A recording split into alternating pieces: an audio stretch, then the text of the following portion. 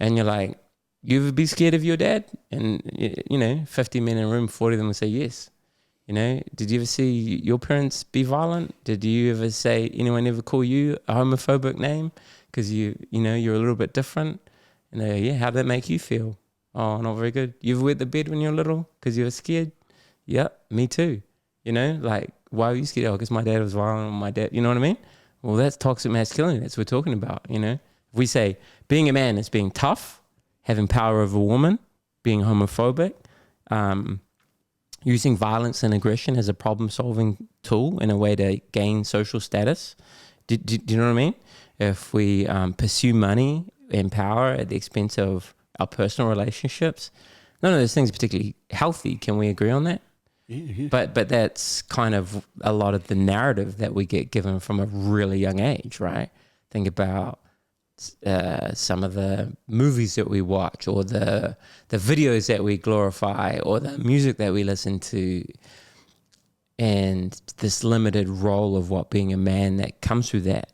Because you look at billboards and advertising, even things are changing, things are getting more diverse and expansive. But I ask young men, like, what do you think of when you think of masculinity? They always list action movie stars, athletes, maybe a powerful business mogul, and a sports person, right? That's who sticks out in your public consciousness. It's never like a dad who might just be a mean stay-at-home dad. It's never anyone who's gay, it's never anyone who's a poet or an author or a scientist or an academic or an environmentalist. Do you know what I mean?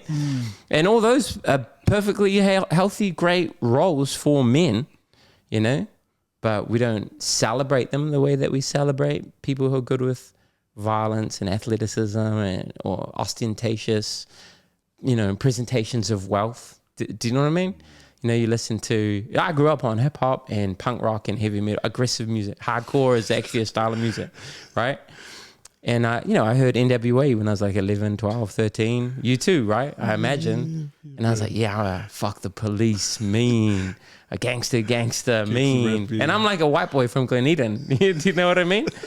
and we all kind of like lean into that. And we lean into trying to emulate, I was a fruity kid. I went to Calston Boys, and it was tough in the 90s. And we got hassled because I had pink hair and a nose ring, and I used to be like really into like Nirvana and grunge. I was not like stereotypically masculine at an all boys rugby school. You know what I mean? And we got hassled all the time. Like, me and my friends were like punks and weirdos, But then I got in a fight at school one day, and I'd been doing training for a couple of years and did all good. And then instantly I got like a bro pass. I suddenly was like, cool. I went from being an outside dude to UTs to being cool. Oh, bro, I heard you jumped in. Yeah, the man. And on a subconscious level, I liked that. I took my nose ring out, cut my hair into like got fades from the barbers, Started wearing baggy jeans, size 38 Origins, You know what I mean? And then I'm like, oh, now I'm leaning into that social idea of masculinity that I'm meant to be like.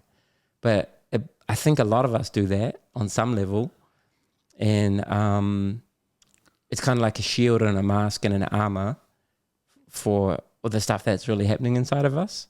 Like working with men who come from the criminal justice world, or I'm part of some assistance with rehabilitative programs that like dudes in gangs and stuff.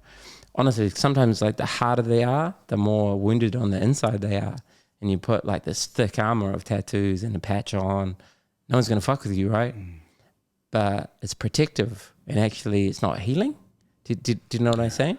And so when we talk about toxic masculinity, which I like to just call stereotypical masculinity or old-fashioned masculinity, we're just talking about those social ideas that actually aren't good for us as men, like they become a barrier. All that armor that we talk, I'm trying to explain, I think, it can keep us safe to a level, but it also becomes like a wall to let love in and let love out. And it becomes a barrier to, connecting with our children as you get older, perhaps, with our friendships, with our lovers, and then eventually you get shut off. What becomes armor becomes a prison. Mandate.